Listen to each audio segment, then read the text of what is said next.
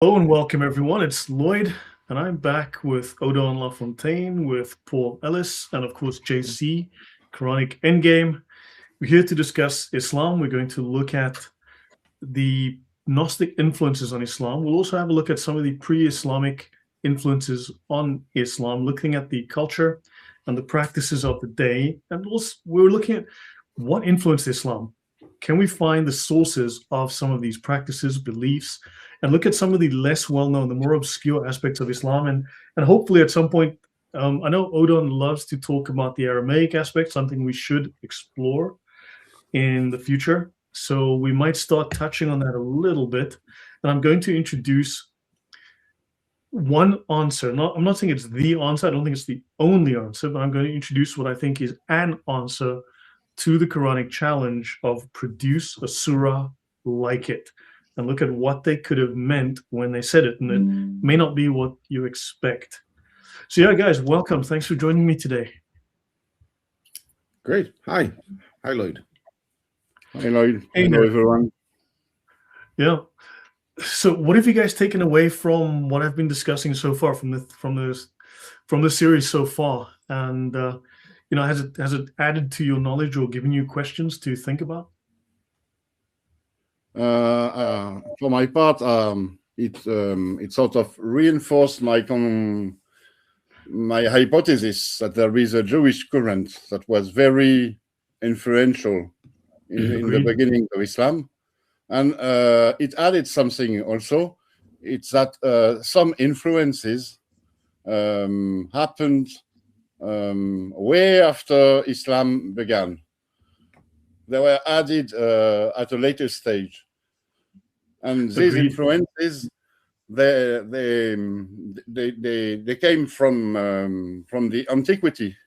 So we have a sort of double feed system into Islam. We have something at the origins of Islam, which is ancient, which comes from, I think, Judaism, and also a whole bunch of other influences, and some other things were injected into Islam centuries after. But these things are also very old and ancient, but they were only injected in Islam around the Abbasid era. If you think of how early historians talk about Islam as incomplete, very little like what we have today, and then if you think they needed to put together a workable religious social system in a very short time, they would have borrowed and taken pieces that they thought were compatible and built something from what was around them. And that could explain for the inclusion of some of these oddities. Yeah. This is what Patricia Krohn wrote in our article, What Do We Know, or What Do We Actually Know About Muhammad? She wrote that most of the hadith that and the tradition that relate to government, taxes, the way you have to treat Christians and Jews, those were questions that made no sense during the time of Muhammad. And so the tradition were invented later, and most of them were copied. For example, the jizya tax, they were copied on the Persian system. Right. So they had to have some legal experts, religious experts from the Persian Empire, maybe Jews or Persians or Christians. Yeah. Anything from you, Paul? And then JC, before I jump into today's talk. Yeah, just picking up on what Odin said. For me, my interest is the Quran. If I had to define my question that I ask myself and try and answer is, what does the Quran mean? And for that, you have to know a little bit about the context in which it was composed and the process by which it was canonized. And the two are by no means the same thing. Part of it might have been composed and then somebody else came along and edited it and so on. But that's the parameters of my core interest is what happened. What happened after that, somewhat less interesting. There's a secondary issue. It's interesting, and it casts light on the meaning of the Quran. If you can find, if you can retrace the steps and you can find out the process, then it might tell us something about the Quran itself.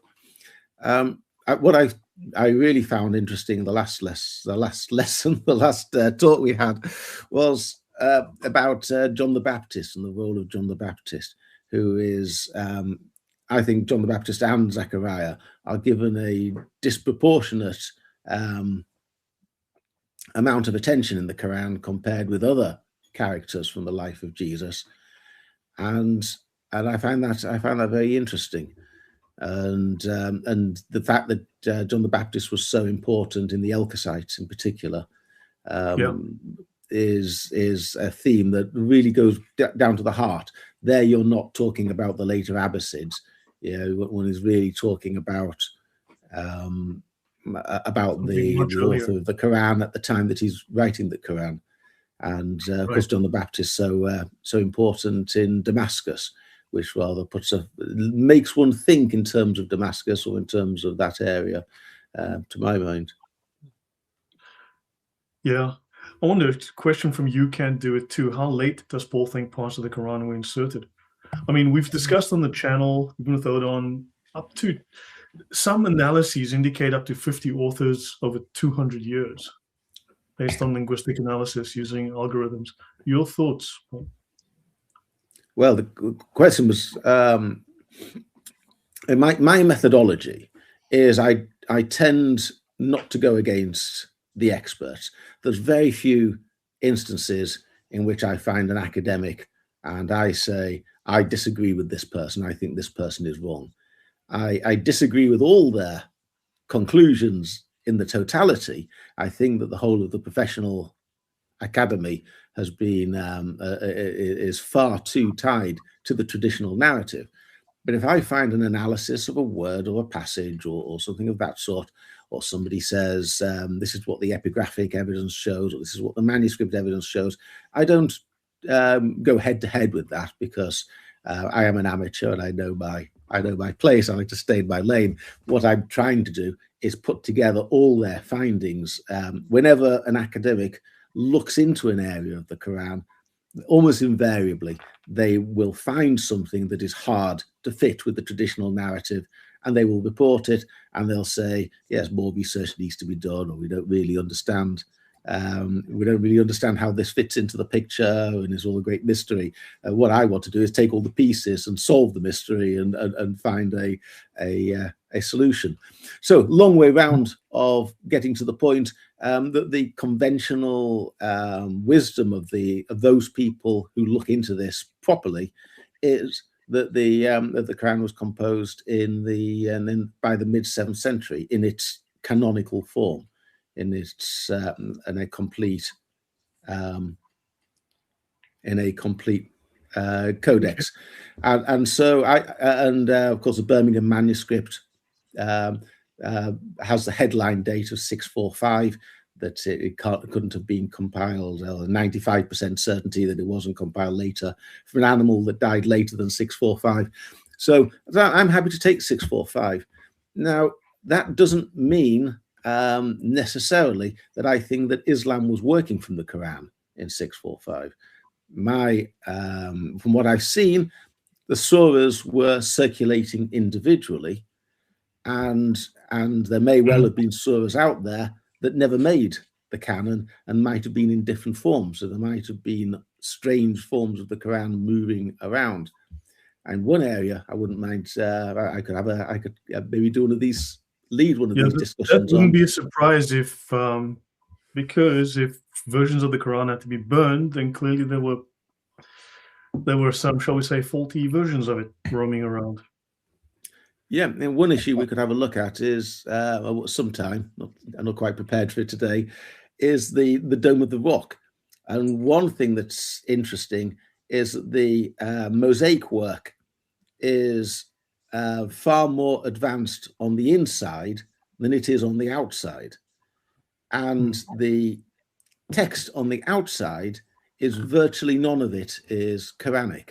It's all Quranic style language, but none of it is actual quotations.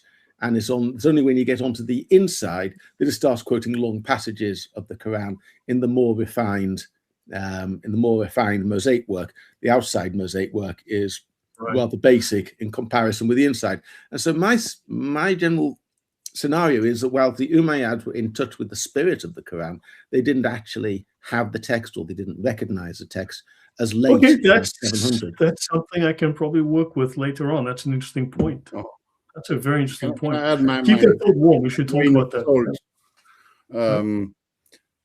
Paul, you said you relied on academics.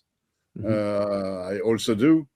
And the most advanced of them in terms of codicology and studying the ancient manuscript of the Quran is François Desroches here in Paris.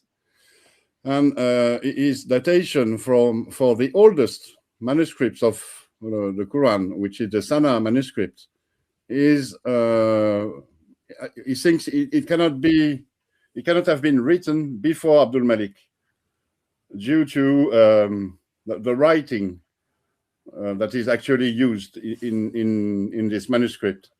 Some letters were invented during the reign of, also some letters or maybe some marks were invented during Abdul Malik's reign. So the oldest manuscript is from Abdul Malik's reign or after his reign. Yeah, let's not get too carried away on that. That's kind of way off topic from where I'm going today. So we've really drifted way off into. Perhaps park that for another time. Yes. Yeah, JC, any thoughts before I jump in?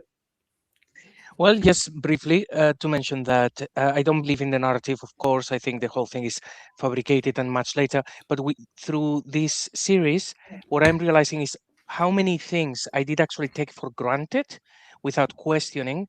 And now you're showing, well, we have these problems even into the Sharia. Maybe they borrowed from here, from there. So there are things that I would have oversimplified before and said, well, the book is from the Jews and Christians, and then the traditions is just some Arabs doing what they were doing. But it is a lot more complicated than that. That was an assumption. So yeah, this is opening my eyes to try to think more critically about how the traditions became what they are. Great. If Allah's a deceiver, he's going to try to direct your attention somewhere where he wants you to go, and he also wants to take your attention away from something he doesn't want you to look at. So that would be standard practice if Islam is doing what Islam does.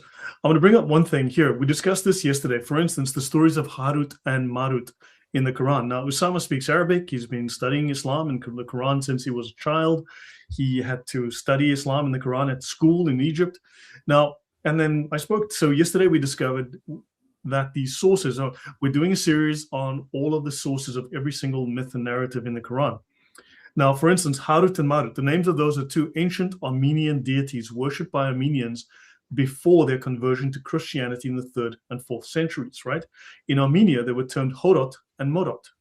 Horot and Morot, Harut and Marut, right? And they were among this assistants of the goddess Spandaramet, right? And they were demigods of Mount Masis or Mount Ararat. And then, of course, the Horot and Morot appear in the Avesta as Harvat and Amaratat, right? Haravat and Amaratat, abundance and immortality, for instance. However, the Armenians got them from the Zoroastrians. They were the chief assistants and ministers of Ahura Mazda, or Mazd, right? Harvatat and Ameratat are inseparable companions, right? And they were also known in later Persian as Hurdar and Murdar, okay?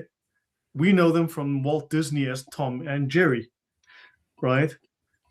So, or Wile E. Coyote and Roadrunner. You know, you'll know them from Warner Brothers. So their proper form in Sanskrit is Sarvata and Amrata, right? The former occurring in the form Sarvatati in the Rig Veda. So, for instance, we can find almost everything that Islam references in a previous source. And then they claim suddenly Harut and Marut are directly the words of Allah, when we can find them almost spelled almost identically in much older pagan sources, right? Any thoughts on that before I continue? Well, just point out that the terms wouldn't have to, But it wouldn't be surprising if the terms refer to entities that are already out there, because what would be the point of mentioning some names if they didn't actually refer to anything? If I told you a story and gave you two names, it wouldn't mean anything if you didn't know who the people were and you couldn't trace them. So it wouldn't be entirely surprising that they do refer to that. What I find quite interesting about that passage, that verse, is that they're teaching magic. How is married to teaching magic, and magic is often, I think, associated with Babylonia, and that's why they talk about the angels from Babylon. Correct, and this is relevant here. Yeah. Any other thoughts before I continue? Okay, I'll jump in. Yeah, Odon, please. No, nothing to say here. I didn't know that Harut and Marut were from a Persian background. Yeah, through Armenia. Yeah, crazy stuff. But you can, every single story in the Quran has a source that is outside of the Quran. It's not the word of Allah. It's just borrowed from another culture, pagan or Gnostic or whatever. Yeah, sorry, Odon, I think you're frozen. Do you want to continue? You're back, Odon. Go on, please. No, I had no comment at all. Okay, no, I was just checking the verse in the Quran. Okay, so one of the last slides I did on this series was we spoke of the word kisa, right? Al-Kisai, and the name apparently derives from a piece of clothing like a shawl that he wore called the kisa, right? And the people of the Bayt, al-Bayt, the house, right? Literally the people of the house, right? Which is the family of the Prophet. And then also the family of the Prophet is also known as the people of the kisa, right? People of the mantle, people of the shawl, people of this cloth, right? And kisa is a word for a garment. In North Africa, a piece of flannel worn by learned men around the body and the head, right? So that's the kisa, al-kisai, right? So technically, for some, the family of the Prophet is also known as the people of the al-kisai, which is a really odd thing, right? Now, for instance, we asked Anas ibn Malik, which garment did Allah's messenger, may peace be upon him, love or like to wear? And he said the mantle of Yemen, right? Interesting. So there's several of these hadiths, not just this one from Muslim, but there's several. Now, there's these odd little things that just pop up and then they just get abandoned. They're loose ends. But there's several of these. He loved to wear the mantle of Yemen, his favorite piece of clothing, which would be something like a kisa. Okay, fair and well. So not to say that the Yemenis were Elchasai or that Elchasai were in Yemen, but trade routes were the internet of the day. So let's look at the book of Angelic Secrets of Raziel the Great. Rabbi Yishmael said, Metatron, the great Lord, said to me, I bear this testimony on behalf of the Lord Yahweh. This sounds already like the Shahada, I bear witness, right? Elohim of Israel, the living and enduring Allah, Lord and Master. His height from his seat of glory and up is 10,000 parasangs, right? So we spoke of these massive angels, these large angels, and the Shur Kama, the measurements of the body, right? That the Kabbalistic, the mystical Jews would use to try to measure God's enormous size and the enormous size of the angels, right? So they have all these massive measurements, 23, 10,000, 1,000 parasangs, and so on, right? So God is 150, or the angel Michael or Gabriel is 150 kilometers tall, right? His head touches the sky. We had the same within certain Gnostic streams, but it comes from this Jewish mystical mythology. He's called the Great, the Mighty, the Awesome, and then here we see he writes here, Klatu Barata Nikto. I'm pretty sure. Did I read that correctly? So Klatu, but I can't read this if my life depended on it. This is worse than Polish. Okay. But you can see you've got some really odd writing here. Blessed be the name of the glory of his kingdom forever. Klatu Barata Nikto. Okay, fine and well. So it is said, he who knows this mystery is assured of his portion in the world to come, is assured to be a son or daughter of the world to come, and will be saved from the punishment of Jahannam, right? In, of course, Islam, hell is Jahannam, right? And will be saved from the punishment of Jahannam, hell, and from all kinds of punishments and evil decrees about to befall the world. So these people were very apocalyptic, believing the world would end, which was very much like what Muhammad was like. and will be saved from witchcraft, for he saves us, protects us, redeems us, and rescues me from all evil things, from harsh decrees for his name, right? A long hymn then follows, and the alphabet is repeated several times. And the hymn concludes with the verse, Lord of hosts, happy is the man that trusts in you. And Rabbi Yishmael said, I've seen the King of Kings sitting on a high and exalted throne. His hosts stand before him on his right and on his left with the Lord of the presence. And his name is Metatron. And then they write, Rav something, okay? And you can see these rhyming. Atimvin, Hugrvin, Sigrvin, Sirtvin, Snigrvin, Mukvin, Huskimvin, Stimsum. Right. Something. And Rabbi Yishmael said, what is the measure of the Holy One? Blessed be he who is hidden from all creatures. The soles of his feet fill the world, and the heaven is my throne, and the earth is my footstool. So the height of each soul is 3/10,000 of parasangs. The sole of his right foot is called prismia. You can see these are nonsense words. It's a nonsense language in a sense, right?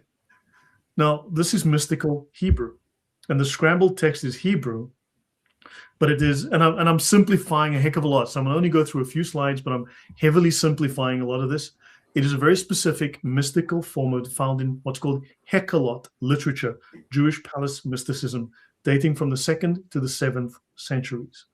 So the text describes a visionary journey to see the throne of God. This is what Sufis do when they go into their trances and they go into do these rituals where they repeat certain mantras, right? One finds passages such as this in the Hekkalot Rabati or similar ascension texts. This is where you let go of your logical, rational self. You go into what they call pre-conscious or post-conscious states. You free yourself from the body, from the mind, from reason, from logic, which is a trap, like what the mystics believe, that we are trapped in this world, and they rise into this other dimension, the spiritual dimension, and they can enter into the throne room and basically commune with Allah. While the introductory sentence is in standard Hebrew, the list of names serves a different purpose. The strings of capitalized letters like Piskanvni or Zint, whatever, are theophoric names or words of power. Written using the Hebrew alphabet, they are not standard vocabulary words you'd find in a dictionary.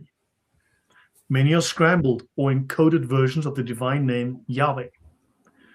These are also angelological. These are secret names of the angel Metatron or the gatekeepers of the heavenly palaces. These are also liturgical sounds. In Hekkalot practice, these were often intended to be chanted as incantations. So they had no meaning. They had no actual dictionary meaning. They were phrases you would say to eventually numb your senses, and so you could detach from reality and float into the ether, right? And it allowed the mystic to pass safely through the celestial gates. It is the equivalent of a spiritual password used by ancient Jewish mystics to navigate the heavens. Now, tajweed, how a word sounds versus the meaning, because in Islam, tajweed is critical. You have to pronounce the words correctly. You have to say things correctly. It's not so much about the meaning. And here's, I wish Saint Murad was here today because he's spoken about this at length. It's not that they would necessarily mean anything, but they need to be, the Quran is written to be specifically pronounced, recited, rhymed in a very particular way. He says they will often break Arabic grammar specifically to make it rhyme and sound a very particular way. Now, Lloyd, let's go on. sorry, yes, before you continue, I know that in Sharia, there are some instructions as to how to recite certain things, just in case that you want to bring it up so that people can see it in Sharia if you have it at hand. I know it says, like, for example, how you say Allahu Akbar, you have to say it in a very specific manner, otherwise the prayer is not going to be accepted, all those sorts of things. It must be very precise. I'm not going to go into that too much now. I've only got a few slides in this. I'm condensing this. But I just want to bring this up because if you read through the Encyclopedia of Islam, right, there is so much emphasis on this, but it is ignored. Scholars don't look at it. Lay people don't look at it. I've been looking at this stuff for a long time and wondering why the heck is this here? Roughly half of all the references in the encyclopedia at some point link back to Quranic magic or Islamic magic. And I'm like, why? Why aren't we discussing this? Anyway, so for many Gnostics, The physical world was a prison created by a lower deity, the demiurge, often thought of as Yahweh, right, the Christian God, and his assistants, the archons or rulers. And to return to the pleroma, the fullness or the divine realm, the soul has to ascend past the archons, who are gatekeepers. At each gate, an archon would challenge the soul, right? Would challenge the soul. Think of the word challenge. The soul would recite specific formulas or names. Basically, you're like hacking the system by proving they possess the gnosis, the secret knowledge of the true divine origin. In the Gospel of Mary, or the first apocalypse of James, the soul is taught exactly what to say. I am a son from the Father. I derive from the pre-existent one. But understand, it's not just this is a formula you can actually understand. It's using dictionary words, but some formulas didn't use dictionary words, but they had to be pronounced precisely. They had to be rhymed and spoken in the correct way. Now, in Islam, you have the concept of samiyya, right? A name for certain genres of magic, like hypnotism. Think of it as NLP, neuro-linguistic programming. This is basically neuro-linguistic programming and letter magic, right? Mastered in particular by Ahmad al-Buni. I'll bring up your slide. Yes, JC? Yeah, just to give an example of this, I think probably Murad would bring this one up as well, because look how it reads. So Surah 3, verse 3, and he revealed the Torah and the Gospel. They're putting a full stop there, but it's then before.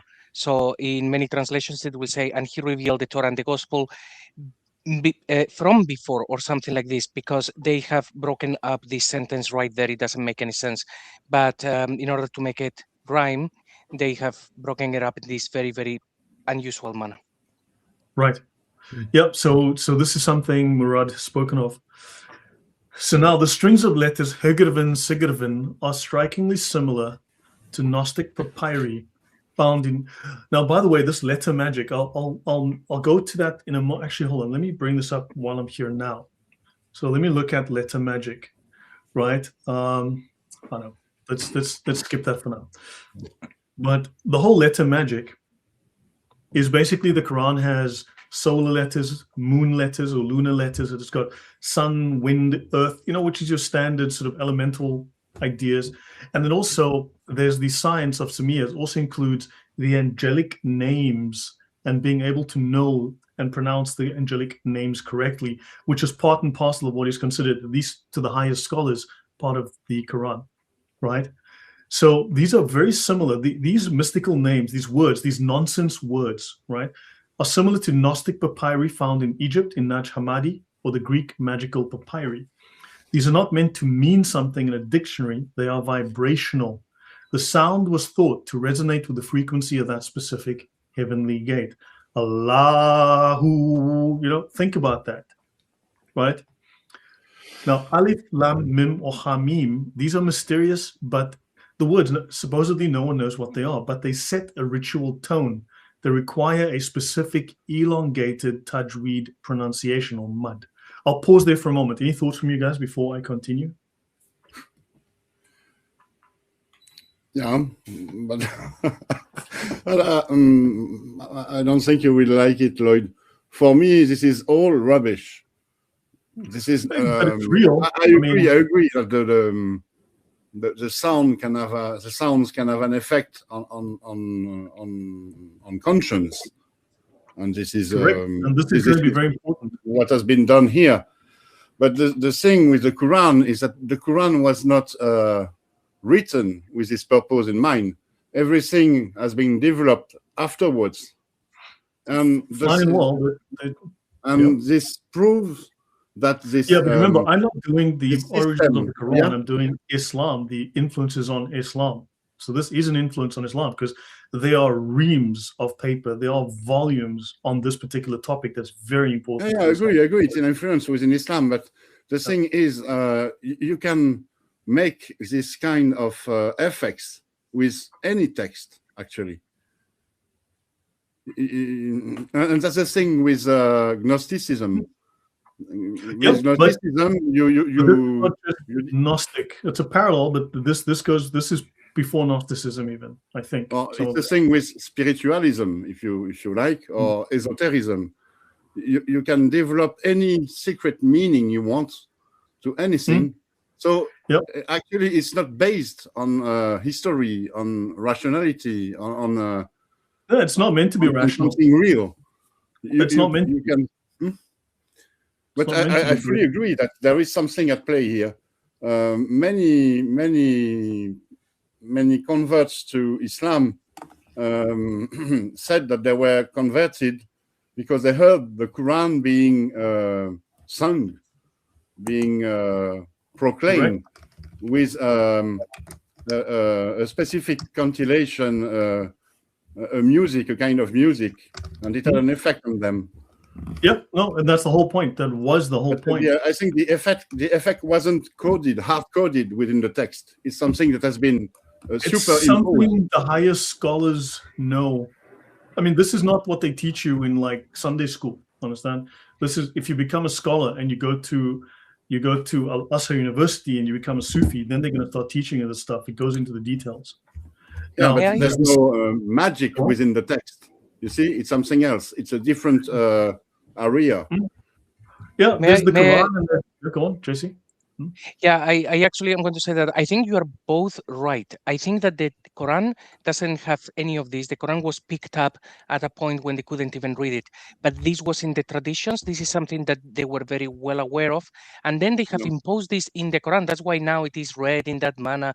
But if we had the text without any vowels, no, it was read very differently. Now it has to be recited, which is adorned letters. They shouldn't do it. According to their traditions, that is supposed to be of the devil, but then that's what they have done with the Quran. So it's certainly in the traditions, and they have pushed that into the Quran. But if we went back to the 7th century and we look at the text, that those things were not there at that point. They were inserted late. That's what I think. I don't argue with that. It's just that we're looking at. There's just so much of the stuff in Islamic literature. So this is all hidden stuff, Gnosticism. So look at the ilm al-huruf, okay, the ahruf, the ilm al-huruf, the science of the ahruf, if you will, onomatomancy, a magical practice. Now, obviously, scholars say, "Oh, we don't know what the ahruf are. There's 7 different reading versions and styles, and it's the meaning of words, blah blah." Sure, those things are all true, but there's also the science of the ahruf, and that is onomatomancy, a magical practice based on the occult properties of the alphabet and of the divine and angelic names which they form. This is a legitimate part of Islam. Okay. Now, a surah like it, ayat al-tahadi, okay, the verses of challenge. So this rhythmic rhyming quality is designed to induce a trance-like state. It's the same flow found. Actually, sorry, I'm going to have to fix this slide. Give me a second. You know what? I'm just going to move this slide out of the way. I am going to make a fresh page. I'm just going to drop this in here and we'll continue again. Why not? Because I made a boo-boo. Okay, so this rhyming quality is designed to induce a trance, right? It's the same flow found in saj or rhymed prose, which was used by pre-Islamic oracles, the kahins. Now, the word kahin also comes from the Jewish kahin, okay, or so basically the Jewish priests. But of course, now we're talking about the Kabbalah and you're talking about Jewish mystics, because this is a very strong parallel to Jewish mysticism, which then becomes Islamic mysticism, but it's also adopted by other cultures, right? And is perfected in the rhythmic endings of Quranic verses. It bypasses the logical brain and hits the spiritual ear. Now, Yemen was is it possible just to pause there for a moment, Lloyd, because you're giving us complex stuff. I need to just slow it down to ensure I'm not losing the thread here. What did you say the ayat al-tahadi is? The verses of challenge, basically. It's the whole challenge, make a surah like it, the verses of challenge. Okay, right, fine. And where does the rhythmic rhyming quality, how does that connect with the verses of challenge? We'll get that's what I'm getting to. I'm still on the way. This is, you start there saying the rhythmic rhyming quality is designed to, and are those verses particularly rhythmic? No, it's not specific. It's the method. Okay. I'm not referring to any verse in particular. It's the method. Okay, that's good. So Dominic Cases says, yeah, this is legitimate influence on a false religion. Yeah, I mean, it's now so Yemen was a hub for these vocal traditions, right? And inscriptions apparently show early use of rhythmic language in ritual texts.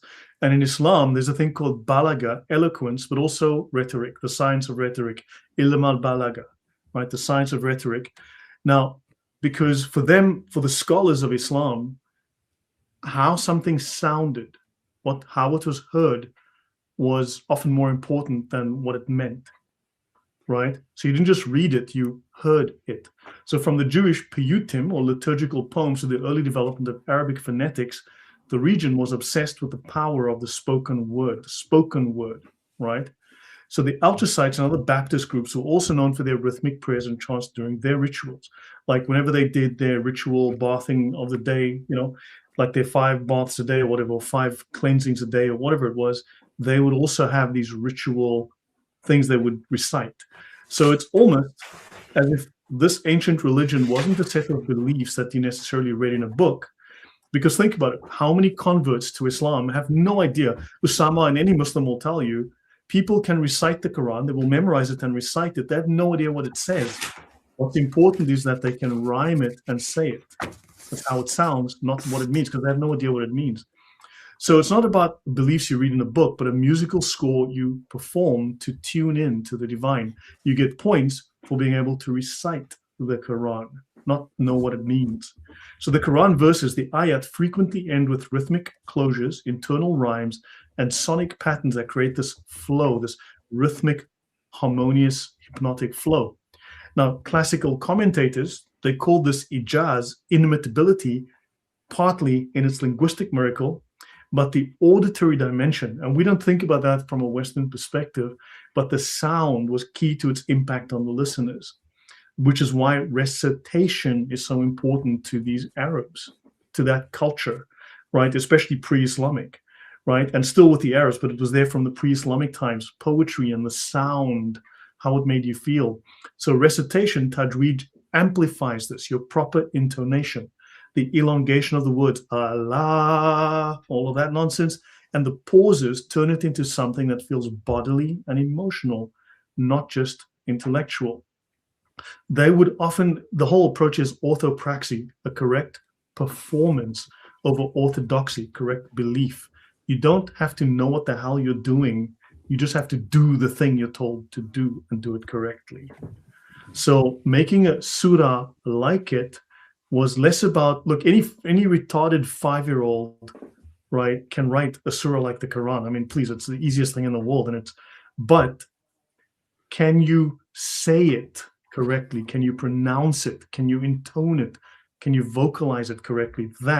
Can you make a surah like it? Can you make one that is going to have the vocal qualities? I think this is part of what they were alluding to. I'll pause there for a moment. It's a mantra. May I yeah, go on. add a couple of things? First, I saw on the channel of Gabriel Reynolds one conversation with Professor Jack Thanos, who said very clearly about the Quran that there are so many words, for example, that end with an aleph, but now they're actually ending with an nun sound, with an n sound. And he said that is not obvious. People in Islam, they say, no, it's always been like this. People knew how to read it. And he says, no, it's not obvious. There must be a tradition behind it. I think all of those things really point to what I mentioned before, that the Quran was read in one particular manner. Later, they add these things about reciting things and doing all of this word magic. It is imposed in the text. They make it sound nice. I think it serves first the whole tradition of word magic, but also to convince people that the book is divine is part of the whole process. Now, every Muslim believes that oral tradition was really a thing and that people memorize the book even though it was not written down, when it's absolute nonsense. And it is because it rhymes and they can do that, but they can do that now. They couldn't do that in the 7th century. So it's part of brainwashing them into believing that this thing was read in this manner from day one, when it's just not the case. You just look at the text and the features weren't there, and there was no oral tradition to recite the Quran. So I think it's first it starts as a normal text, but they impose all of these recitations in this manner much later. That's my take. Yeah. Juliet says tajweed is from the word jawada, to make a recitation sound excellent. This concept developed in the 9th century, probably influenced by Syriac Orthodox chanting of hymns. There's a very similarity. You can go to the Aramaic and you can go to, but before that, you'll have the Jewish Kabbalistic scholars that would also indulge in this kind of thing. But yeah, any thoughts before I go on? Because I think that this will end very shortly. I just wanted to introduce this. Yeah, and it's it seems to me to get some strength from the your thesis from the word Quran, which I think is now fairly commonly held, means recitation. It doesn't mean a book. It means an oral speaking recitation of a text, not a written text. There is a certain strangeness to the fact that the Quran refers to itself, or at least I'll rephrase that. The text that we now call the Quran, and each surah was produced individually, they refer to something, probably itself, as the Quran, the recitation. It's been the point is fairly obvious that the Quran wasn't all released in one go. The Quran actually says it was announced in stages. So when the Quran talks about the Quran, it can't be talking about the Quran that Muslims read today, because the whole thing hadn't been finished then at any individual stage. And it doesn't, and one could get around this by saying, oh, well, the Quran exists. It's been brought down from Gabriel, from the heavens, from God, and the big pen. And it's been brought down to it's resting in the heavens, and then it's now being drip fed down. But then it would be a written text. It wouldn't be a recited text. It would be a kitab. It wouldn't be a Quran. The word Quran does seem to lay particular emphasis upon the idea of recitation rather than either the written word or the meaning of the written word, or the meaning of the recited word. So that's a point that I think would help you. A slight kind of counterpoint, I suppose, would be that the early manuscripts we have, some of them have vowelization from quite an early time, but my understanding is there quickly comes a time when there is no vowelization, where the actual amount of vowel signs you get in the text, have to know the oral recitation. They actually disappear. So there is a point of principle made, particularly in the what do they call the square text, the classic square fonts, the Razm of the consonantal text. Yeah. But then only the initiative. So they seem to lose that. I'm wondering, is that really? And then, of course, you have all the arguments, and then people bitterly disagreeing with each other about, how to pronounce things. And you think, well, that's the consequence of the people making the decision not to write it down. Wouldn't somebody have written down an authoritative version quite early on if it was so important? Right. Yeah. But it seems the challenge is not only write better prose than us, but it's closer to produce a piece of sacred sound that does what this does. It entrances, it convinces, it captivates, it feels like it comes from Allah, whatever. It's beautiful, it's perfect when it's performed live. Because I haven't covered this on the channel yet, but I've got some really interesting research on pre-Islamic paganism, like what Muhammad's family would have believed. And they were huge, because they weren't a written culture, apparently. They were huge into poetry and prose. And those who gave the best poetry and the best prose were possessed by the best jinns or demons. It was a massively oral culture, and you had to learn to pronounce and say things the most perfectly.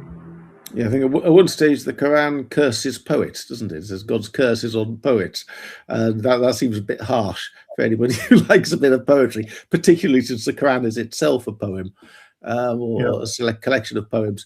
But the interpretation of that, which is quite possible, is that people associated poetry with sorcery and communing with spirits. Correct. Poetry was very much. And in fact, if the only way to be remembered was through a song or a poem created by one of these master poets, and a master poet could only be so if he was possessed by a powerful jinn. Yeah. Anything before I go on? Because this part's done here, so I'm moving on to the next. Do you really want me to add my grain of salt here? You know it. I mean, look. I mean, the thing is, everything I've stated here is taken from Islamic sources. I mean, this is legitimate Islamic practice. All of it.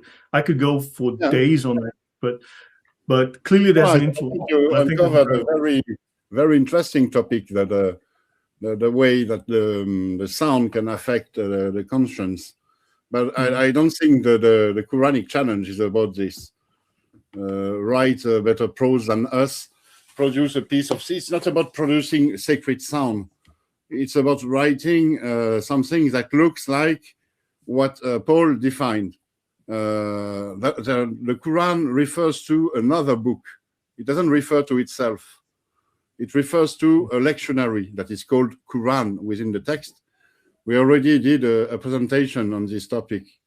And so I think that when the Quran, when you find there are several verses in the Quran that ask to produce a better surah or bring 10 surahs like this, it's not about mimicking the actual Quran in Arabic. It's about mimicking the external book, the other book, the lectionary. I'm not saying that's wrong. It's probably perfectly correct, but then scholars have a different interpretation. So there's the one meaning for this group, and there's another meaning for that group, and another meaning for that group. You know, layers of meaning. I don't agree with them, and I don't think they're right, because they it's a legitimate practice within Islam. They take the Islamic interpretation for granted. They don't question it. They should question it, because this interpretation that the word Quran within the Quran refers to the Quran is nonsense, like Paul said. The Quran cannot refer to itself as a finished book, for example. And that's something that makes no sense, that would not make sense. The Quran, for example, talks about a Quran that is written in clear Arabic. Actually, the Arabic Quran is not written in clear Arabic. It's written... No, it's not. Yeah, I'm not sure. Is that... I mean, look, we know the hadiths are nonsense, but the hadiths are relevant as well. They need to be studied. I mean, it's all garbage. We know that all of these things are garbage, but they still are relevant. They're still valid. And I mean, when they added it, that's a question we haven't quite answered.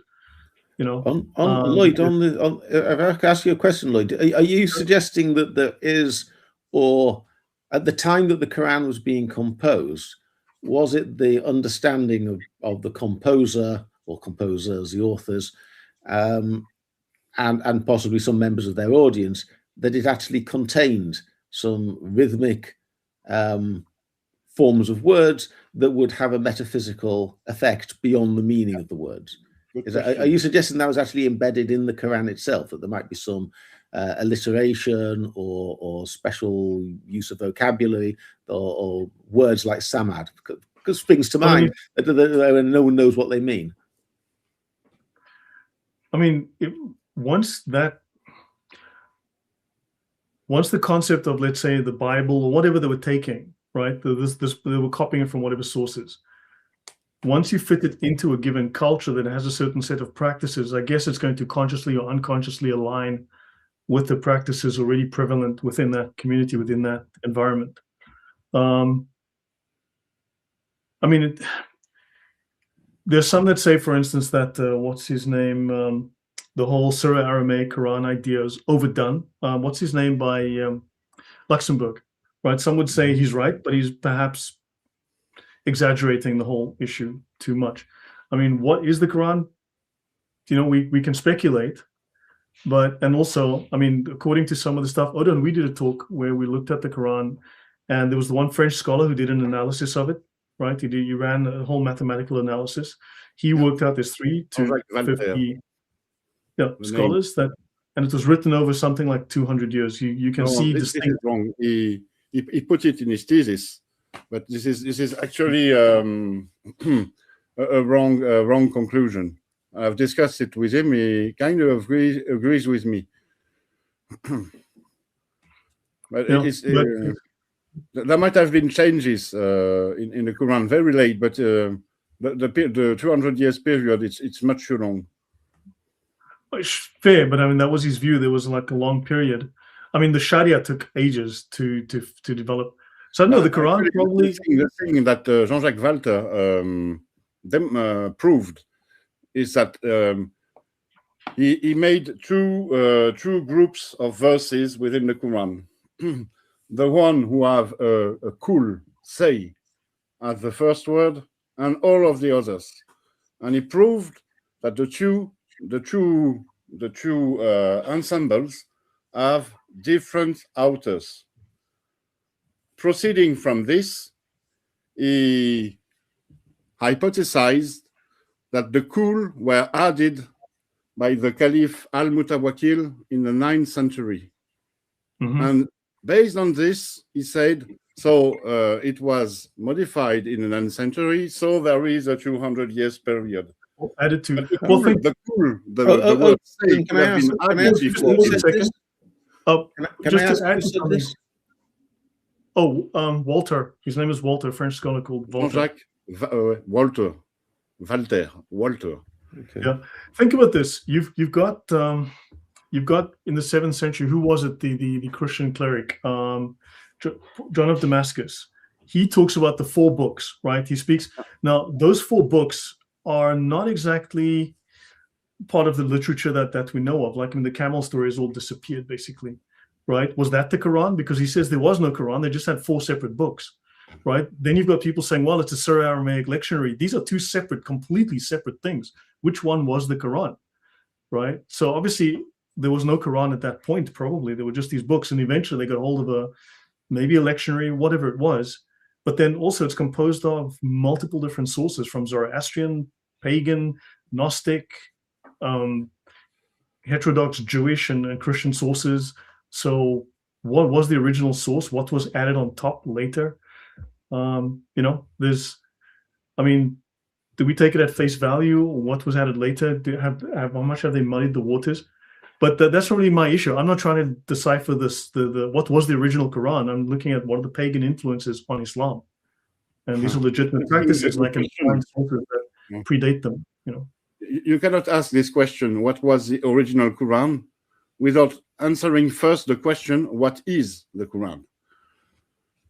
And this is the most important question. And in order to answer this question, you have to understand Islam, how Islam emerged and developed, what is the Quran for Islam, what is a prophet, and so on. So it's actually, it's not that simple to answer this question. For example, if you ask the question, what is the original Quran? You take for granted that there was a Quran. That, for example, Muḥammad proclaimed the Quran. But this we don't know for sure. We don't know for sure. The Quran doesn't say that Muhammad proclaimed the Quran.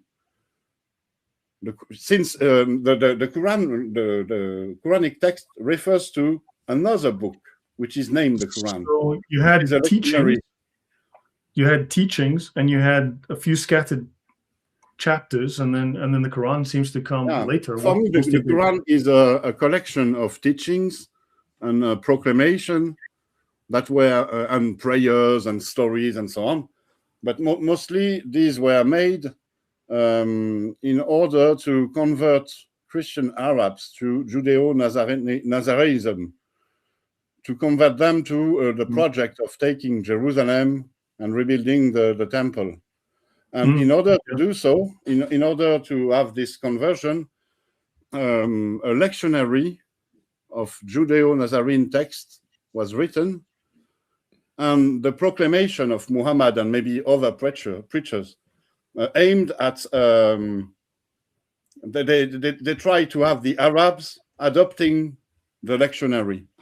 So in the Quran we find presentations about the lectionary. It is written. I don't actually want to rehash this. That's a totally different topic to what I'm on about. But I'm talking about the whole this hypothesis. Everything makes sense. Yeah, fair. Paul, you asked me the question. Did I answer your question, or did you have a thought you wanted to add on top of that? I'm not sure. But I think my question was, did in your opinion, does the author of the Quran, the guy who's to be a bit more precise in the light of Odin's comments, the person who composed the text, or majority of the text, or some of the text that finds its way into the modern Quran, did that person try and embed in that text I don't think so. particular forms of words that I don't think so. that would open doors of heaven? Saint Murad, the language was butchered to make it sound a certain way. So no. Okay, so this is all later supposition. To agree with as you would say, garbage. If it comes along later on and it says there's something there that isn't there, then I would classify that as garbage. Yeah, but also Murad talks of many of the authors or whomever wrote the books of the Quran also weren't first language Arabs. This was obviously they were writing in a different language, which means they butchered the grammar anyway. So then if they were from Persia, which is where Elchasai is from, then they might have added that into their, consciously or subconsciously added it into their rewrites or whatever, the interpretations or edits. Can I add two remarks? No. Okay, go ahead. Just one then. Just so go on. Okay, go on. No remarks then. Okay. Go on. No, go on. Okay. So the first one. It's about a French author, Michel Cuypers, who. Cuypers, oh yes, I didn't know. Yeah, you know him, Paul. I've got 3 of his books behind me somewhere. Yeah. Yes, okay. I like his style. He doesn't. He persuades me when I'm reading them. Afterwards, I have doubts about what he's read, but he's very persuasive as he makes his case. I think that's good. Yeah, but actually, the Banquet I was very fond of. Yeah, exactly. It's the Banquet. He wrote a book about the 5th surah, so the Banquet, and he explained that there are passages within this surah that have a sort of orality construction. But he doesn't put it this way because he doesn't know a lot about orality tradition. But there are parallels, concentric constructions, and so on, which seems to reveal that they were very well written, very well thought. So maybe in these passages, the sound dimension has been developed. Maybe, I don't know. So I think everything is not rubbish within the Quran. There are some very well constructed passages. And my second remark was that it might be that the other book, the lectionary that is referred to in the Quran, might have had this sound construction, sound dimension. We don't know. Aramaic, then very possibly, yes. And in this case, the interpretation, your interpretation of the verse, bring me 10 surahs like it, could make sense. But it would not it would not refer to the Quran, but to the other book. I think there's room for more than one right answer. I think all of these answers could be correct, given their context. I don't think so.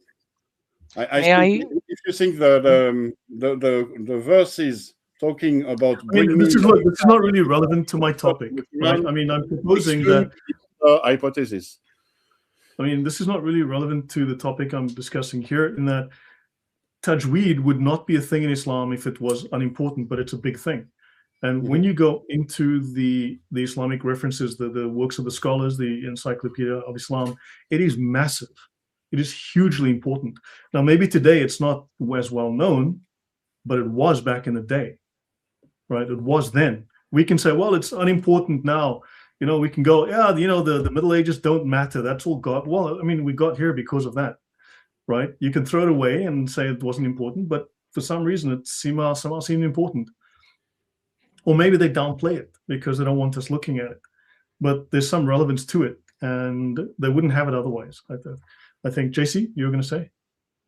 Yeah, so the way that I see it is there is this guy recorded in their traditions as Ibn Thabit, who is the guy who goes and basically puts this thing together. We now call it the Quran. But when he puts the thing together, he's taking certainly from Jewish legends, Christian legends, from all sorts of things, different things. But at that point, if there was something like Allahu Akbar, it would be read Allahu Akbar. That's it. By the time that we get to the Abbasids, and that's when they start creating Islam, which happens much later, it has a different origin than the Quran. Those are the guys that are using these techniques. So looking at these techniques could tell us more about the region and the influences, maybe from Eastern Christian churches where they were reciting things, maybe from some heresies, perhaps from Kabbalistic views. But the Quran, it was very basic. It was just words. By the time that Islam is being created, this thing is very important. So when we're looking at Islam, we need to look at this. When we're looking at the Quran, well, that's 200 years prior. Yeah, when are we looking at it? So, yeah, I mean, look, let's hold off on that for now, because it touches on the thing is, I mean, it's all part of Islam, but it gets ignored. You know, I mean, think about it. 5 years ago, Islam consisted of the Quran and the Hadith, right? And I was a freak for talking about the Sharia. Now everyone talks about the Sharia. Suddenly, that's also part of Islam. You know, what's that Lloyd guy talking about? The Sharia. You know, now everyone talks about it. So there's much more. Islam is much deeper. It's much bigger than we realize. And it became relevant, even if it wasn't part of the original Quran. But I'm not doing, how did the Quran start? That's not the topic I'm investigating here at all, right? I'm looking at these outside influences. So, Metatron. Now, we started off with the Elchasai and these massive angels, which come out of Jewish literature, right? In the Jewish Apocrypha and the early Kabbalah, Metatron is the name that Enoch received after his transformation into an angel. Enoch is very big in certain traditions, like in the Ethiopian church, as well as, of course, within Islam. He received books from Allah. Again, another thing that just disappeared off the face of the earth, the fact that many of these prophets received books from Allah, right? Metatron is mediator between God and Israel. In Islamic tradition, he's known as Metatrun, the angel of the veil. This is the angel. The veil would be, when you're a mystic, you cross through the veil and you enter into the throne room of Allah. So Metatron is depicted in the Daqa'iq al-Haqa'iq, right, the degrees of truths here in this book with this story. Okay, with that. Now, 7 witnesses are called to confirm the teaching of Elchasai. The 7 witnesses are heaven, water, the Holy Spirits, plural, the angels of prayer, oil, salt, and earth. Now, they are Islamic, in Islamic letter magic, you know, things olive like oil. Yeah. Just a remark. Olive oil. Right, probably. I think so. The book was used by petroleum. Go on, please. Sorry. No, it's olive oil. It's not petroleum. Yeah, of course. Yeah, no, they're definitely not petroleum. No, the book was used by a number of Transjordanian sects, including the Ebionites, the Essenes, right? Luhmann highlights the later adoption of the book by Ebionites, right? And then also by the Alchasites, who based their origins on it. According to Epiphanius, Alchasai and his brother Jeksai had joined the Osaeans, probably identical with the Essenes. So Essenes, who as well as the related sect of the Nazarites received his authority. They lived in the region beyond the Jordan, offered no sacrifices, and condemned the use of meat.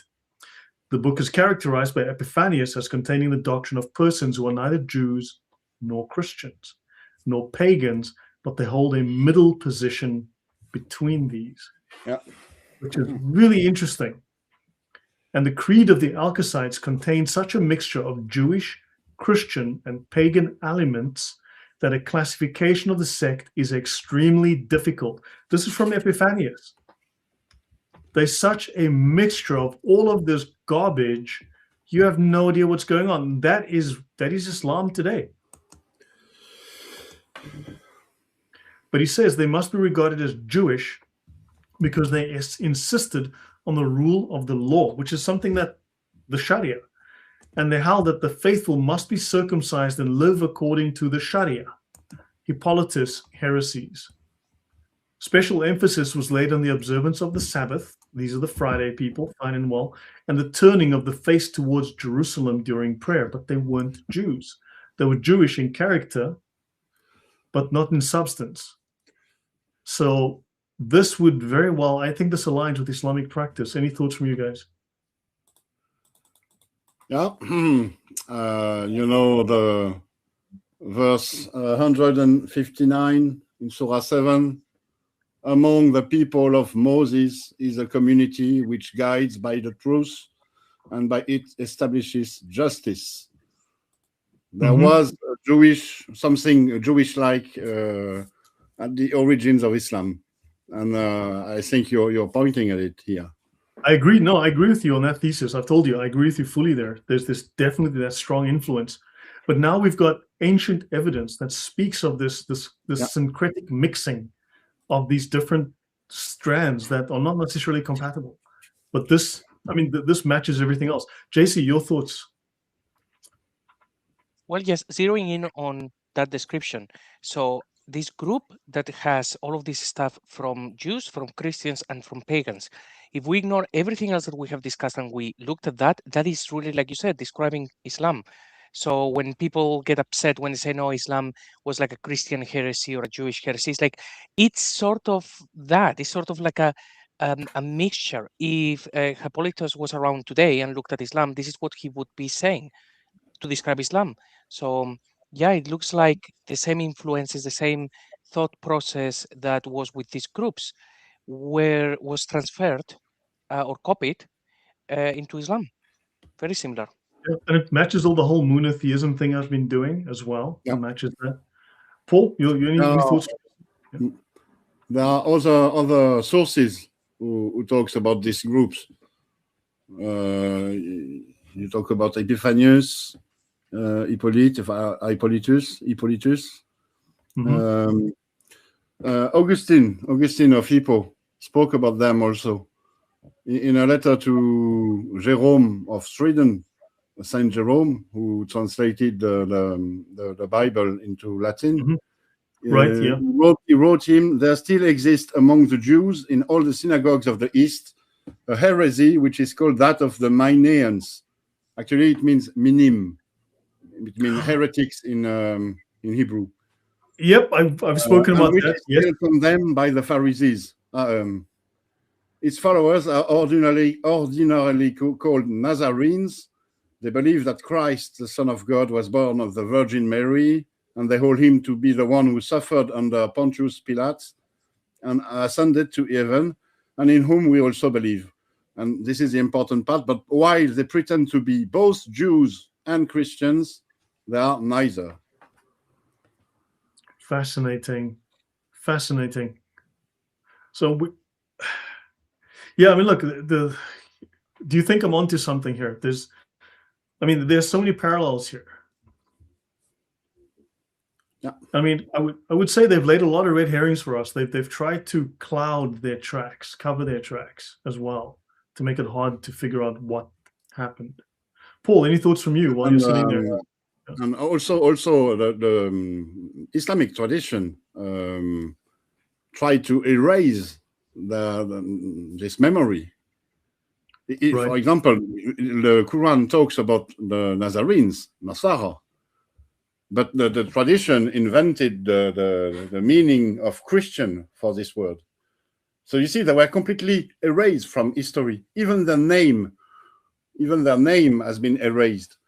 Mm-hmm. It's a sort of damnatio memoriae, like in ancient Rome. When someone had the ultimate condemnation, his name was to be erased from every book, every record. His statues were destroyed. Should one name have been written on a wall or as an epigraphy, it would be erased. So nothing would remain of it. Right. Yeah. Paul, any thoughts from your end? Yeah, just just a couple. My understanding of Metatron, just going back to old Metatron, my understanding of his name is that it means beside the throne. Meta means beside, doesn't it? Or after. And I understood that Tron meant throne in Greek. Is that not correct? I thought you had a different. I can't remember, to be honest. Etymology. It kind of makes sense because to me, because he is enthroned, and in the story of the Book of Enoch, he's raised up to heaven and he's put on a throne, and he's treated as I think a little Yahweh, almost like a second God or a prophet with godlike characteristics. So it's the name Metatron might make sense to me, but I hadn't heard any alternative. Okay. The other point I was just going to make is that Metatron is Enoch, and Enoch is supposedly referred to in the Quran, isn't he? Twice. Is referred to in Surah Maryam, and also he's also Idris. Enoch is Idris. Yes. Who is Thoth, who's he's the second prophet in Islam, but he's also Thoth, the Egyptian moon god, who is also Hermes, Trismegistus. There's also Hermes. So he's got 3 incarnations. So it's really in Surah Maryam, does he not say they name him, and the Quran also says, and we raise the divine voice, and we raise him to a sublime station, or a high station, which is on the face of the text, that doesn't go any further really than the Book of Genesis. When the Book of Genesis implies that he walked with God and then was seen no more upon the earth, that would tend to imply that God had taken him up to heaven. But the fact that is mentioned in the Quran seems to me significant and tends to suggest some sort of endorsement of the Enochic literature. So I don't think the Quran necessarily hides from the Enoch Metatron story. Also, of course, it tells the story of the Queen of Sheba walking on the crystal floor, which is I'm sure you are familiar as part of the Enochic tests, isn't it? It's taken from the Jewish secondary, from the Midrash as well, and from the other sources. So Islam borrows a lot of these things. So you're talking about this group. Yeah, go on. May I, before we move on, because in here as well, when it says about the observance of the Sabbath, so obviously in the Quran, it curses the Jews who disobeyed the Sabbath. Then in their traditions, and even John of Damascus says that these people are prohibited from observing the Sabbath. But we see Islam today, and their Saturday is basically, their weekend begins on the Friday and Saturday, and they go to pray on Friday, which is like the Sabbath.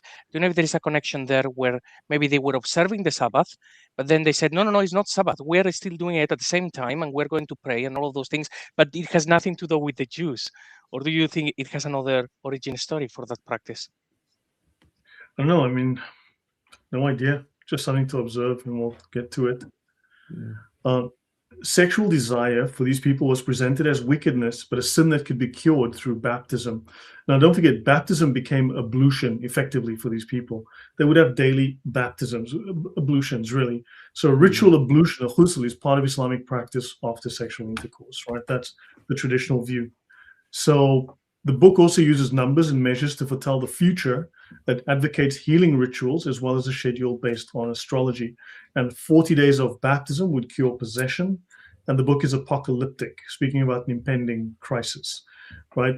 So we know that the book of Elchasai and Islam, and the way Muhammad starts out, that was highly apocalyptic. So reincarnation in the Quran. Now, the universe is said to be governed by principles created by Allah, who's called the Great and the Most High God, right? Allah's Son Christ, also called the Mighty King. God, in this case. Along with the Holy Spirit, this is the book of Elchasai, my bad. Right? God's Son Christ, also called the Mighty King, along with the Holy Spirit, who is female, are depicted as angels of enormous size in the book of Elchasai. Christ is said to have lived on earth repeatedly through reincarnation. Sometimes he arrived through virgin births. However, Jesus is taught to have been conceived naturally, right? Pythagoras is the most famous proponent of reincarnation among the ancient Greeks, and Plato took the idea forward and embedded it into his famous book, The Republic. I mention Al-Farabi here because Al-Farabi basically took the idea of the republic, of how to run a nation state, right, the perfect nation state, and he expanded upon that, and that basically became the template for creating the caliphate. But he expanded it to the entire world effectively, right? Also, many people thought they were taking Plato's works, but it was actually sort of pseudo-Plato, some guy who knew Plato, who was copying Plato, and they, when they're teaching this as Plato's works, turned out to not be Plato, but they discovered that centuries later. So the Greeks had several terms that referred to reincarnation. Metempsychosis pointed to the idea of transmigration of the soul after death. So the Quran borrows the idea of reincarnation, it seems, and they say, Quran 32:10, when we are vanished in the earth, shall we then be raised in a new creation? So there seems to be a hint of reincarnation. And in 35:15 and 16 in the Quran, if he will, he can put you away and bring a new creation. And this is generally regarded as references to rebirth, reincarnation. I'm not sure, in fairness, I'm not sure I can, surely when it says raised in a new creation or being in a new creation, he's not talking about recreating that person, but isn't he not describing the new heaven and the new earth, and from my point of view, the new Jerusalem, which is where we will all. Yeah, but you'd still be reborn, right? Well, so one could say that. No, I don't think. Will we be reborn? I'm not sure. I think the Ezekiel would say just the bones will be resurrected and re-clothed with flesh. I'm not sure that quite counts as a new birth. It's you could look at it that way, but I'm not sure. I'm not sure I can see in these two verses an endorsement of the doctrine of reincarnation. It seems to me that's just talking about the resurrection. On the last day. I didn't dwell on this. This is only the slide I've got here. Maybe I'll touch on it later. But there's room for ambiguity, let's just say. There's room for ambiguity. Because at one point they could have meant A and then they meant B. So who knows? It could well also mean both. Right. So I'll move on from here. Now the Manichaeans and Elchasai. This is from Elchasai and Mani. From this paper, by A.F.J. Klein and G.J. Reinink. And they speak here of the Fichrist, an-Nadim, at the end of the 10th century, right? So Elchasai is mentioned in the Mani Codex concerning the origin of his body, a 4th to 5th century parchment on Mani's life in a Baptist sect, thought to be derived from the Pauline formulation that the church is the body of Christ. So that's odd, the whole idea of the whole fascination with the body here, right, and the measurements of the body, the mass of angels and so on, the Shur Kamal, thought to be derived from the Pauline formulation that the church is the body of Christ. And this is discovered in Egypt, of course. It speaks of Mani's life in and eventual break with the monastic community of Jewish Christian Baptists in southern Babylonia, in which his father, Patikios, lived, and they refer to the Elchasaios as their former leader or their founder. So scholars have now convincing evidence of the connection of Mani's Baptists with Elchasai. He joined them at 4 years old by his father, who was a convert to the Mu'tazila, the practices of ablution. And we spoke of the Mu'tazila previously, those who wash themselves, self-ablutionists, or the Cathars, right? They practiced daily ablutions. And the Catharoi, the Greek for the pure, here very well may refer to the Cathars, to the Catharism that broke out obviously in Europe much later. The ideas persisted. And of course, so the heresies persisted. This heresy went on from the late 1st, early 2nd century, all the way through into the 4th, 5th century and further.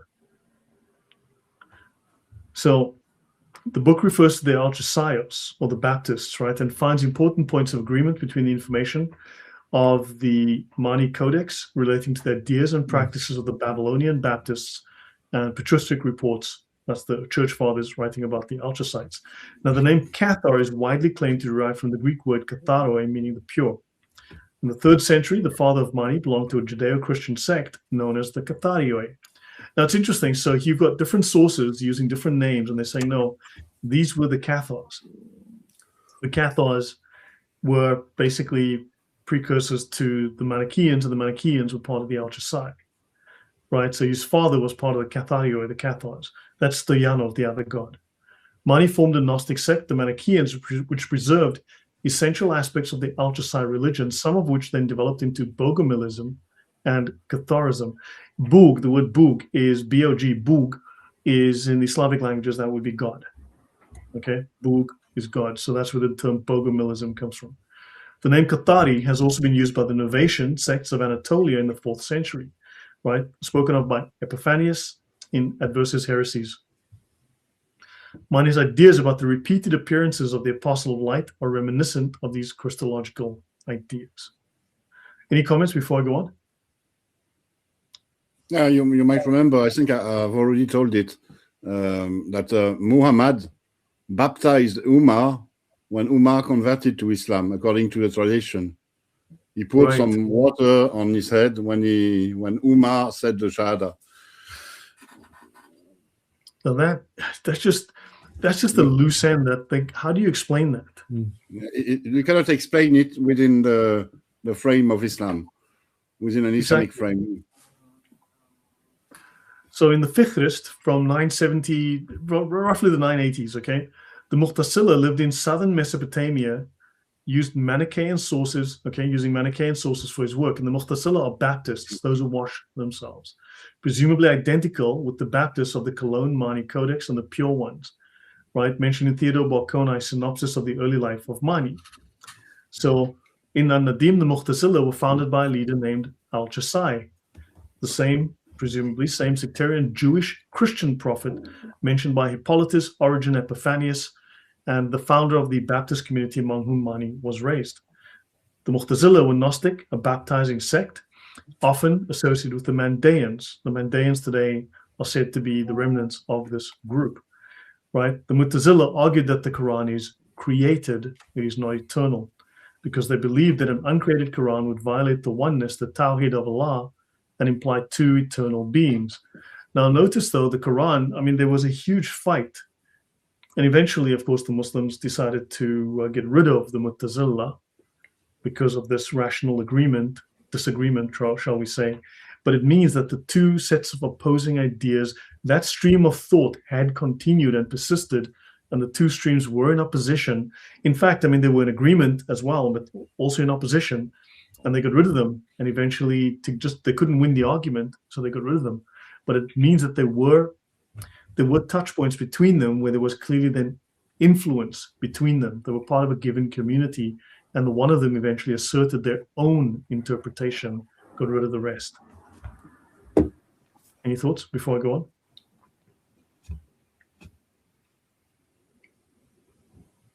Go on. Well, there's an obvious similarity between Mu'tazila and the Mu'tazila. So one instinctively, if you see two names like that, you'd instinctively think, well, they must be connected. And if the former, the Mu'tazila, were founded by Elchasai, then that seems like a reasonable link to say that the Mu'tazila were also Elchasites. But that we covered that last week. I went through that in the previous notes with the relationship between these.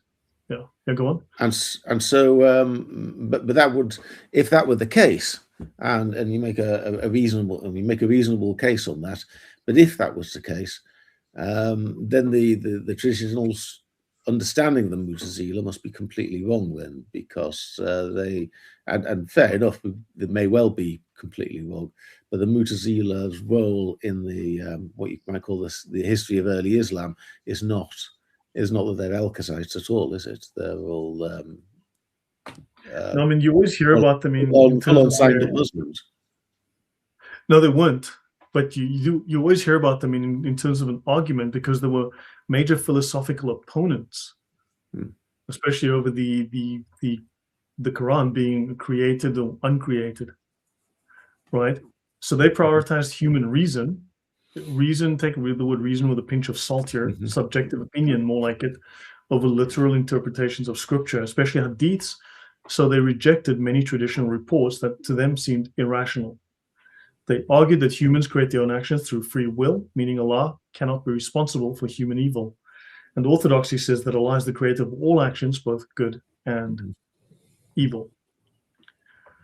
Right, so the Elchasites, the Ebionites, St. Paul. So for Elchasai, prayer was to be made not to the east, but towards Jerusalem. Muslims originally prayed to Jerusalem. So St. Paul is accused by Muslims of changing the Christian Qibla to the east, by the way. Right, so Muslims dislike St. Paul for a number of reasons. I've got a whole series called Polemics, which is all of the writings from the late 7th, 8th century onwards about Muslims, historians about St. Paul, and it's hysterically funny, actually. But they really don't like the guy. And so, yeah, so Paul, apparently there was a Christian Qibla, and we all prayed to the east. So that could be interesting. What are they referring to? Is this like some sort of Eastern Orthodox sect that they were in contact with, or some kind of also Orthodox group that had their own traditions? One has to wonder. Ebionites were influenced by Elchasai. They rejected the conception of vicarious atonement in Pauline Christianity, that Jesus took the place of mankind, suffering the penalty for sin. Islam has a very similar view as well. Atonement means reconciliation or reparations for a wrong, or to make amends, to make things right. Vicarious means done in the place of or instead of someone else. They don't believe Jesus could die for your sins. In literal terms, the Christian concept of vicarious atonement is that Jesus was substituted for humanity and punished for our faults in order to pay our sins. But there are strong Islamic parallels here with these groups in terms of where that idea came from. Any thought before I move on? It's a very interesting point. You see, all these groups, they all pretend to better know Jesus than Christians. This is their common trait. And here, their rejection of the vicarious atonement, it can be understood as the rejection of Christian salvation, because they make their own salvation. You see, this is why they refuse vicarious atonement. They want to be the makers of their own salvation. They are the saviors, actually, and it's the same within Islam. Muslims save the world, and they are their own saviors.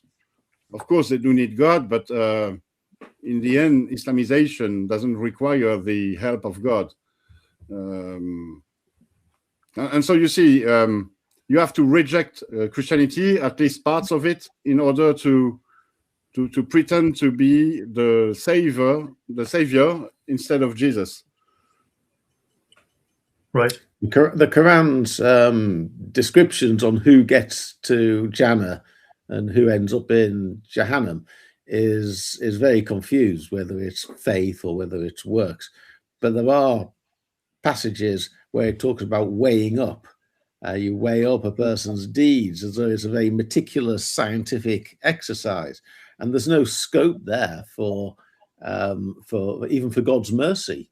The suggestion is that there's going to be a strict, pass or fail assessment exercise. There's some objective factor. So yes, the rule. I'm sorry.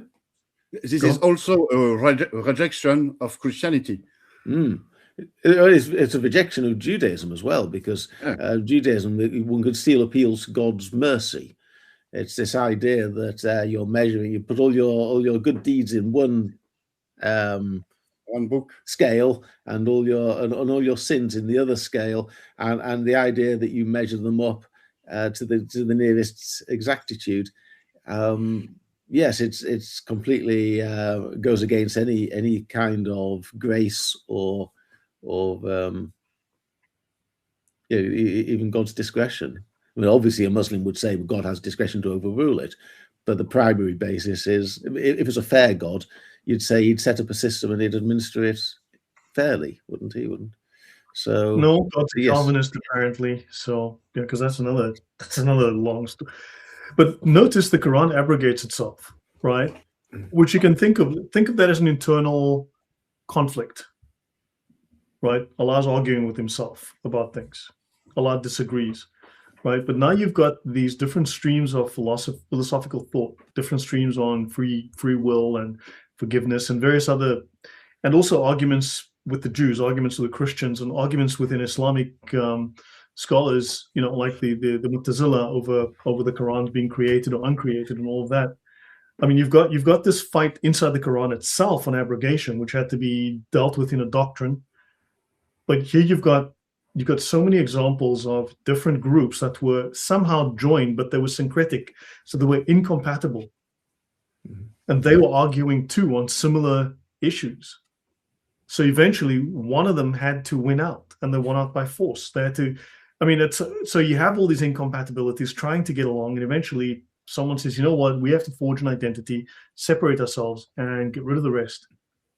I mean, so you've got the Quran fighting with itself, and then you've got these groups fighting with each other over the meaning of things that are relevant to the Quran, and they all are cultures that have an impact on the region and on the philosophy that's in the Quran. Does that make sense?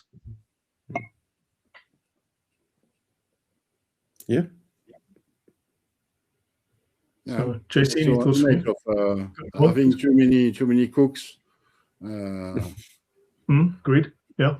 Yeah, Well, it looks like the Mutasalites were abrogated, once the other guys took over. Funnily enough, one of my regular viewers, he is a Mutasalite, so I'm trying to actually organize a conversation with him to tell me how he can actually retain that view, because basically he says he's a Muslim but believes the Quran the Quran to be created and so on, which is very unusual, and that should have ended in the 9th century, but here we are. Yeah.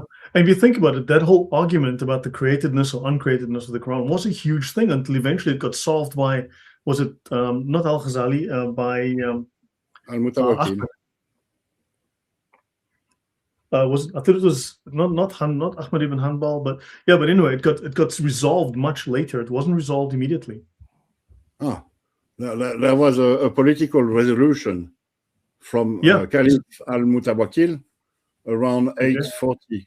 He imposed the uncreatedness of the Quran, but from a political stance. Yep. And you're telling that thereafter there were theologians who justified it. Right. So the cart came before the horse then.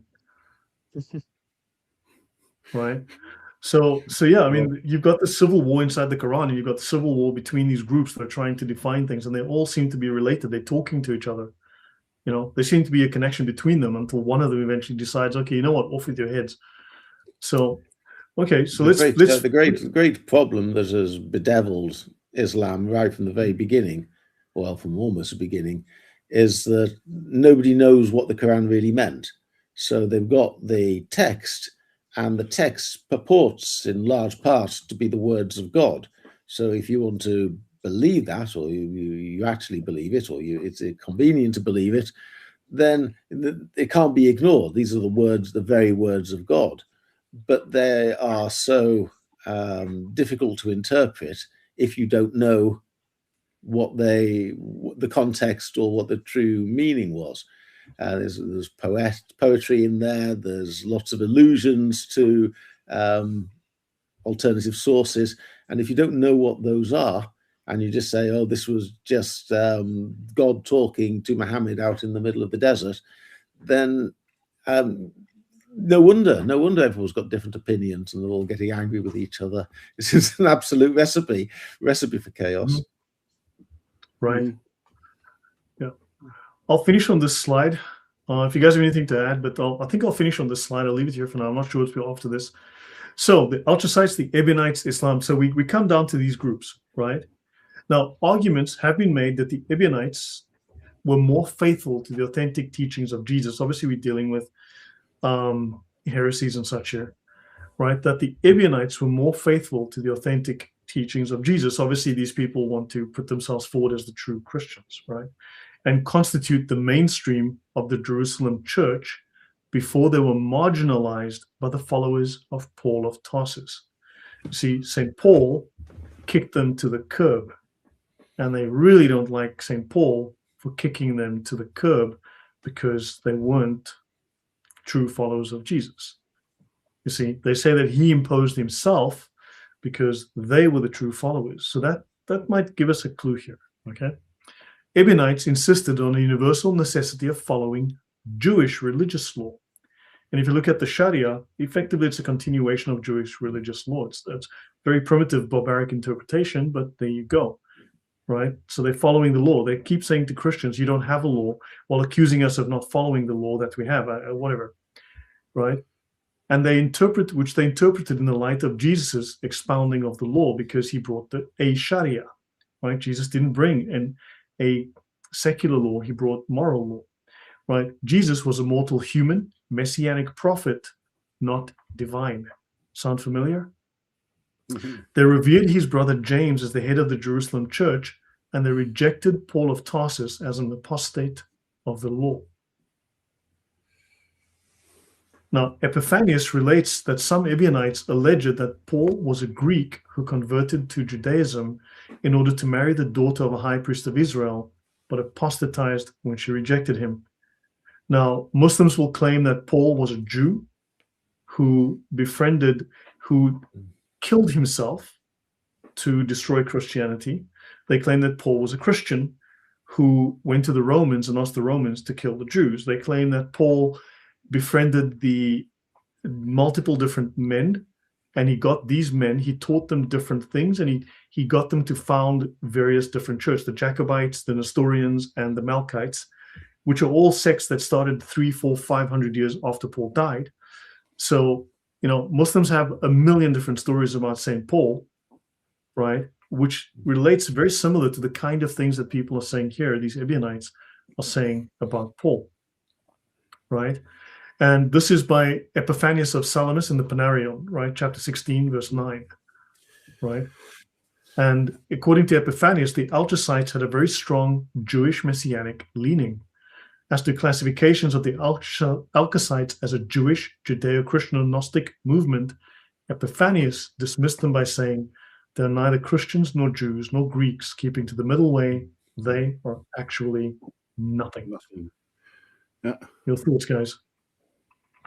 Yeah, it looks very much like the quotation from Augustine that I read a while ago. Brilliant. Yeah. Well, they pretend to be both Christian and Jews. They are neither. It's also got a hint, ironically, of St. Paul's letter to the Galatians, isn't it? Where it says there are no Greeks and no Romans. So true. Yes. Good point. Yeah. So there are these parallels. Something else here. It's the reverence to James. So I think it's James the Lesser. So supposedly the brother or cousin of Jesus, he was nicknamed James the Just because he was a very law-abiding, Torah-abiding man. But he was also from the family of Joseph, the father of Jesus. And so he was himself also a descendant of David. So he could have been a Messiah himself. You see, this is one of the reasons why he was so revered by these Elchazites, Ebionites, Nazarenes, and so on. Mm-hmm. He was from the blood of David. But the thing is, if you look at the Acts, the book of Acts, he was with Paul and Peter. There was no dissension between them. There is this episode of the Council of Jerusalem, where they seem to have different views, but in the end, they all reconcile. So this idea that Paul sort of changed the church or brought forth dissension, it's all made up. It doesn't fit with the book of Acts. Yeah. But you've got these groups that are affiliated, linked to, or derived from, or maybe just a different name for the same group, right? Even though they might have some of because they're so subjective, they can have some of their own differences and form their own sects. I mean, that's what happens. Look from the Reformation. You've now got 50 billion Protestant sects, right? So the Ebionites, there are authors, there are researchers who say, and historians or whatever, that the Ebionites were Elchasites of a stripe, right? Whatever. And they all hate Paul. right? And they have all these things, and they say Jesus was a mortal human, a messianic prophet, but not divine, etc. You get all these parallels with Islamic beliefs, right? And these people are drawing upon pagan, Jewish, and Christian strands. When I say Jewish and Christians, heterodox, right? Heretical strands. So you've got this kind of mishmash of soup, but it all seems to be in the same, roughly the right place at the right time, with the right links to these whole Islamic ideas. Yeah. May I say something? I think I'm going to mess it up. But okay, so we have all of these different heresies that in order to gain followers, they have to throw someone under the bus. Very often is Paul, and they say, well, Paul this and Jesus was that. So they will do those things. By the time that we get to Islam, they point at all of those groups and they say, well, you see, the Christians didn't know, and actually we have the truth. They're doing exactly what everybody else did, but instead of saying what happened, what they seem to be doing is they take every single possible story out there from every single heresy plus their own. It's like they combined all of them. Like when we look at what happened on the cross, and instead of saying it was Tatianos on the cross or it was a hologram, they have, well, it could be this, it could be this. It's almost like they take from all of the heresies that they have ever heard of and say, okay, well, you see, this means that Christianity has to be false and Paul is to blame. When they're just putting everything together, they don't even come up with their own heresy. What a lack of respect. Yeah. I'll finish this page just as food for thought, and then we can close and you guys can give your final thoughts. So the Manichaeans, right? Now, the Docetic interpretation of Jesus' crucifixion was spread by the Manichaeans, right? That Jesus Christ wasn't him on the cross. Someone else died, or it was the spirit on the cross, right? That sort of class of interpretation. Now, Manichaeism was very prevalent in Arabia during the 6th century. It was highly prevalent. And just like the prohibition of wine and the fasting rules, Islamic views on Jesus' death may well have been influenced by Manichaeism, right? And the last point I'll make is that Manichaeism quotes the Gospel of Thomas 73 times. The Gospel of Thomas is not a canonical book, right? It's a Gnostic text. And the Quran quotes the infancy Gospel of Thomas as well and claims it is gospel, like where Jesus has these clay birds and raises these birds from clay. So Manichaeism quotes the Gospel of Thomas 73 times as the word of God, as does the Quran. I'll leave it at that. I'll pause here. Next week we'll pick it up and we'll go into some of the other stuff here. But you guys' thoughts on that? I'll pause here. There is something. It's even more chaotic than what you present with the Manichaeans. You see you just said that their views on Jesus' death might have influenced the Islamic views on Jesus' death. But actually, if you look at the Quran doesn't say that Jesus did not die on the cross. It says, you're right. I agree with you 100%. Yeah, so that's like later interpretation.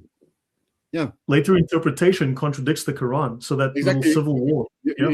We have evidence here for at least two influences. One that says that he dies on the cross, and another that says that he didn't. So at least two cooks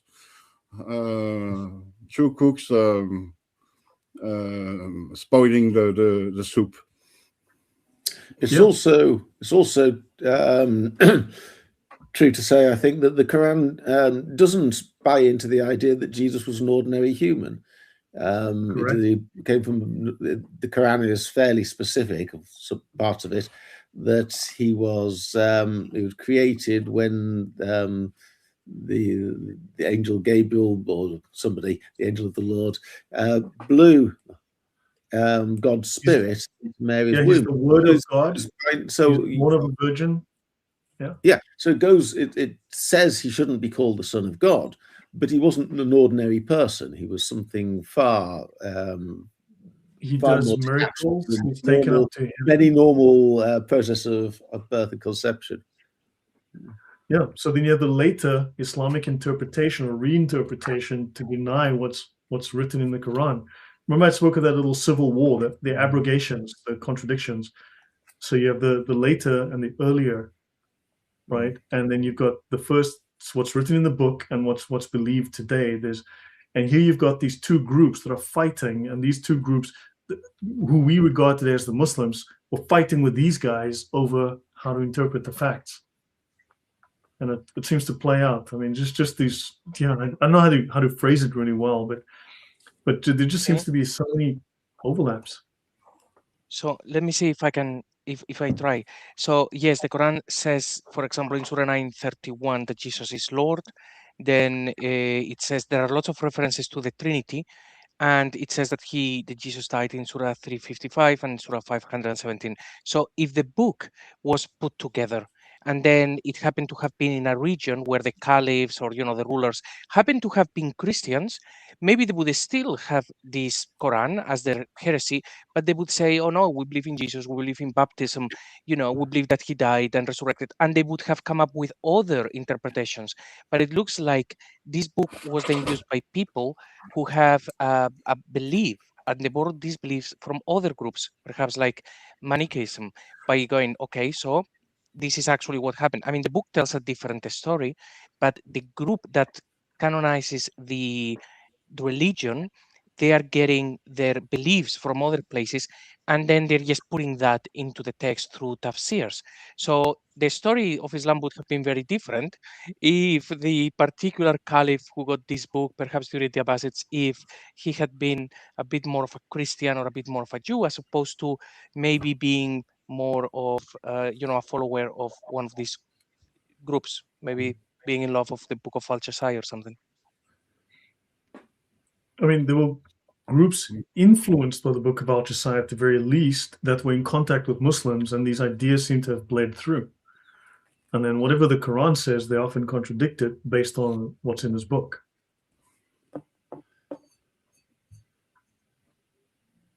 Yeah, I know it's a lot. Yes. I mean, it's a whole new sort of thesis I'm throwing at that's evidence, and I'm saying, look, I mean, there's all these things. How do we interpret this? Yeah, certainly, I think no one will deny, except Muslims, that the Quran tells a very different story to Islam. Islam tells one thing, the Quran says something completely different. So the people who put the traditions on top, and of course to be acted out, they are not the same people who wrote the book. They don't have the same beliefs because the book tells something else. So by doing what you are doing, Lloyd, which is let's go and look at what was happening on the ground, we can see the beliefs of those people who then pushed their beliefs into the book. And yeah, that's very cool. So there was a war. Someone had written a book that was very Christian Jewish, and then someone took all these weird ideas and smashed them on top. Hold on. Yeah. Paul, last thoughts? Yeah, I mean, my perception is that's essentially correct. That the Quran is absolutely saturated with both Jewish and Christian references, not just from the Bible, but from the Talmud and these Halakha and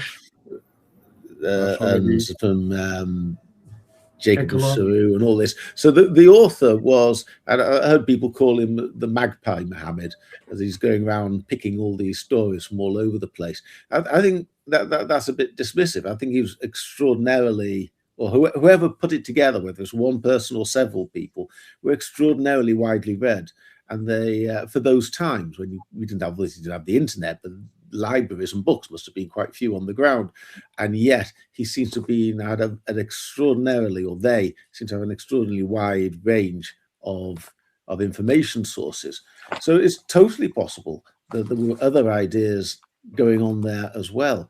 Not everybody in the ancient world, you're absolutely right, Lloyd, would have been a Christian or a Jew. There would have been other groups around, and there would have been individuals around who put two and two together and came up with some unusual number that's not standard.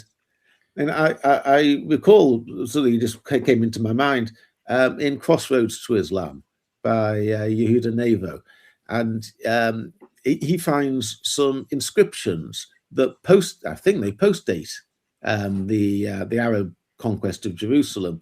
And these are inscriptions. You find not one or two. You find quite a bundle of them, and they're dedicated to the Lord of Moses and Jesus. And he points out these can't have been written by your average Jew, because the average Jew wouldn't have put Jesus in there. And they couldn't have been written by Christians, because Christians wouldn't put Moses and Jesus on the same level. And they couldn't have been written by Muslims, because they don't mention Muhammad. And so there must have been other people out there who were just doing their own thing. It would have been a soup of different ideas floating around, and people taking what they wanted. And yeah, perfectly feasible that Elchasite ideas or Manichaeic ideas could easily filter in with that. That's interesting. With I would say a dominant Judeo-Christian flavor. For sure. Yeah, maybe the odd crouton floating around in there. Yeah, Judeo-Christian croutons, if you please. the Elchasite croissant. Yeah, I mean, given all of this, right? I know I'm trying to go into some very obscure areas, but can you just casually dismiss all this? Or do you think there's something here that bears investigation, bears further thought, and analysis? Well, the question is, in a soup, how do you try and separate put the bits together? How do you reconstruct the carrot and the potato? And you can't. I don't say you can't, but it'll take an awful lot of work and probably quite a lot of luck to actually find a strand and run that strand right the way back and say this person got their idea from this particular source.